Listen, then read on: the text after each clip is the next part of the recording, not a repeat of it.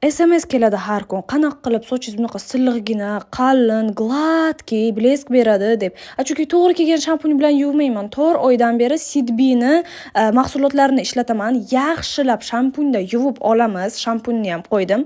Ikkinchisidan balzamga o'tamiz. Faqat konchiklariga balzam suramiz, yaxshilab taraymiz do'stlar. Все, bo'ldi, sochig'iga yig'ishtiramiz. Keyin masla suramiz. Faqat ildizlariga masla, bu yangi sochlar sizlarga chiqarib beradi, to'kilishdan juda ham saqlab beradi. Ikkinchisidan spreyni ishlatamiz. Bu sprey fen utujoklardan zashita bo'ladi.